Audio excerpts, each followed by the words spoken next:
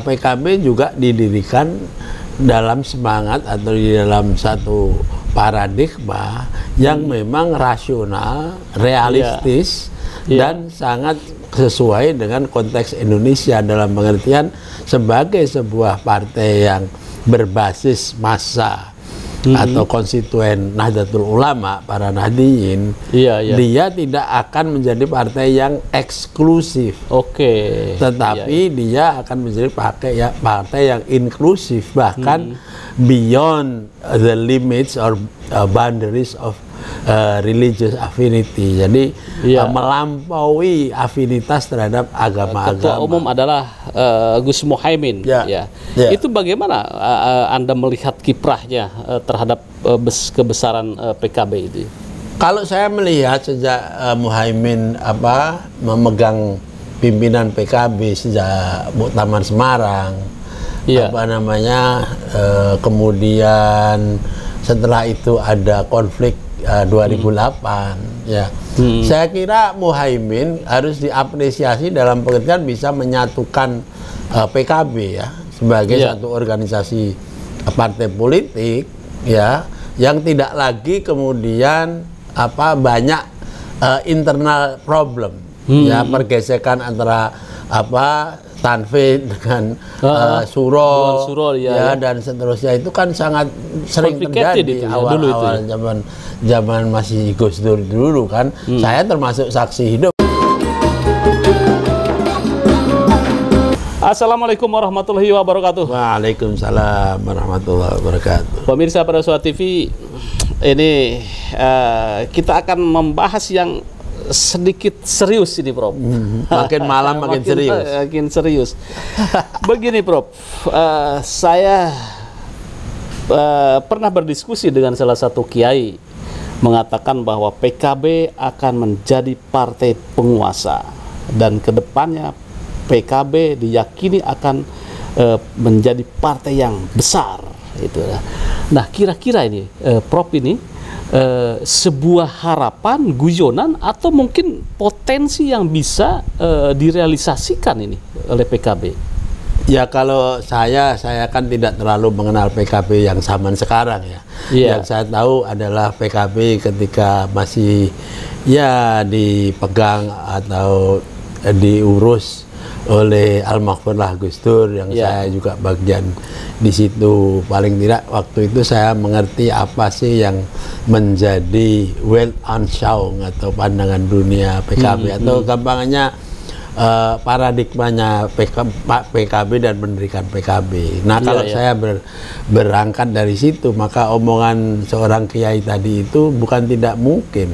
Kenapa demikian? Karena PKB juga didirikan dalam semangat atau di dalam satu paradigma yang memang rasional, realistis, dan sangat sesuai dengan konteks Indonesia dalam pengertian sebagai sebuah partai yang berbasis massa atau konstituen Nahdlatul Ulama, para Nahdiyin, dia tidak akan menjadi partai yang eksklusif.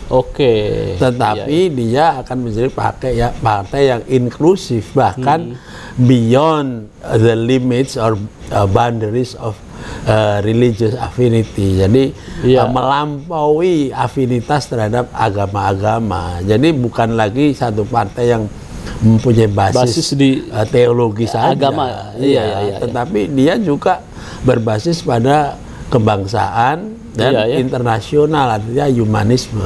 Jadi kalau dilihat dari kerangka berpikir itu, tentu apa yang disajikan oleh para pendiri PKB, khususnya Almarhumlah Gus Dur, yang saya tahu PKB itu akan dibangun step by step. Tentu pada awal-awalnya dia tidak bisa tidak adalah merefleksikan Weltanschauung-nya Nahdlatul Ulama, karena kalau tidak begitu basis masanya dari mana, kan? Betul. Basis massa inti adalah Nahdlatul Ulama tetapi pada saat yang sama dia sudah mempunyai semacam kerangka untuk berjalan melampaui hanya itu. Apalagi setelah NU juga mempunyai deklarasi Munas Situbondo 83 itu, yang mempunyai kredo ukhuwah watoniyah juga di samping ukhuwah Islamiyah. Islamiyah di sini kan bisa diartikan khusus pada konstituen NU, tapi kalau sudah watoniyah itu kebangsaan kan. Iya, nah, pada stage atau tahapan yang kedua itu ke situ dan kemudian dunia. Nah, kalau memang bisa sampai pada titik itu, Mas, secara rasional dan realistis PKB juga berhak sekali untuk kemudian menjadi partai yang inklusif di negeri ini. Jadi kemudian dia bisa berkompetisi dengan partai yang berbasis massa nasionalis maupun yang lain kalau ada begitu. Nah, oleh karena itu dengan kekuatan basis massa yang sudah kuat sekali, yaitu jumlah dari kaum Nahdliyin, itu tinggal menambah, misalnya kalau di daerah seperti Papua kan dia bisa mengajak memperlebar dengan konstituen yang di luar NU, bahkan di luar Islam.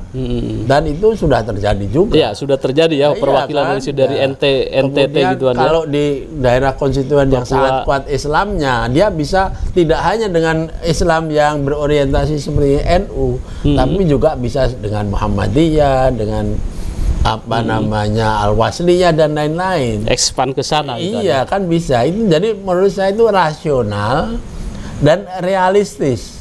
Nah, apakah kemudian wujudnya itu sampai kapan, tahun berapa, itu kan namanya juga rencana yang ada step-stepnya. Masalahnya adalah sekarang siapa yang bisa melakukan ini secara sistematis. Kalau lihat Prof. Hikam sekarang itu ketua umum adalah Gus Muhaimin. Itu bagaimana Anda melihat kiprahnya terhadap kebesaran PKB itu?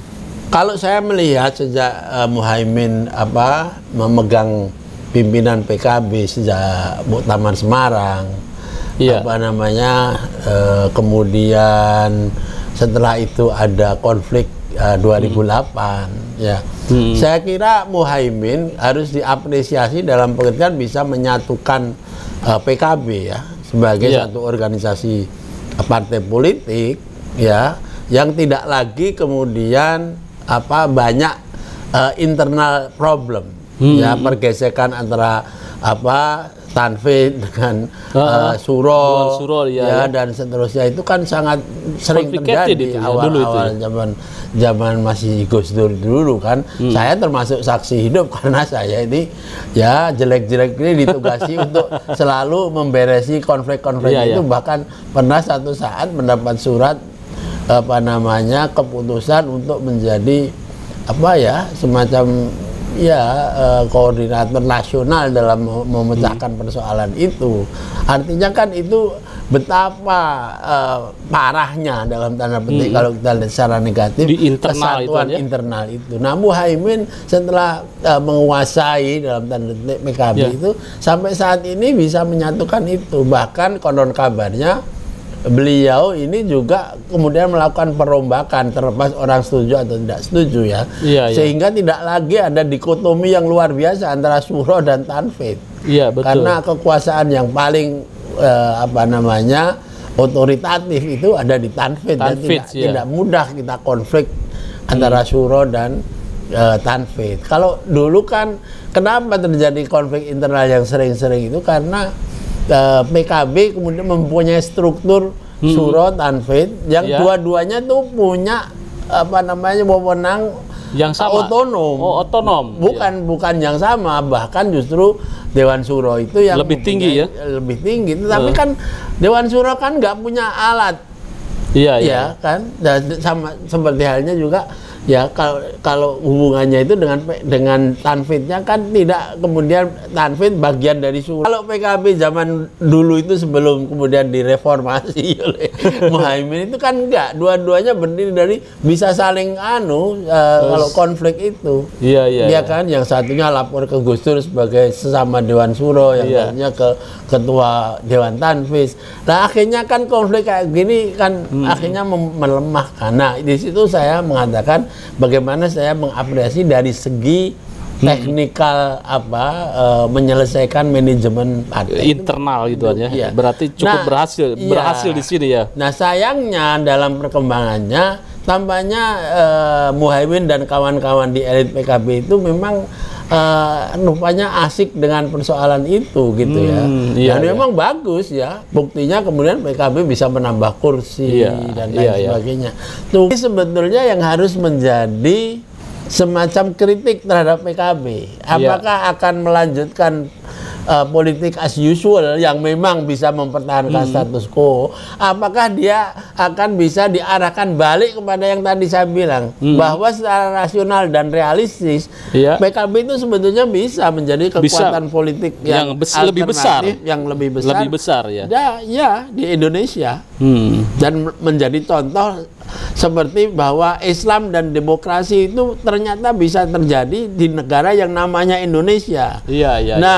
Kalau kemudian PKB juga menjadi partai yang besar dan ya katakanlah kuat menjadi partai nomor 2 atau menjadi nomor 1 apalagi, kan semakin konkret bahwa apa yang dicita-citakan awal oleh Gus Dur dan kawan-kawan ketika mendirikan PKB itu bukan sesuatu yang yang hanya fiktif aja atau imaginary, tapi betul-betul bisa dilakukan. Oleh karena itu, menurut saya bukan pada struktur PKB-nya yang sekarang ini, organisasi yang sudah mantap, tapi pada personel-personelnya yang harusnya mempunyai pemikiran-pemikiran yang lebih future, jauh, yang lebih jauh gitu kan ya. Karena sudah jelas ini kalau kesuksesan dalam memaintain organisasi ya harus mengakui Muhaimin itu sukses di sini ya.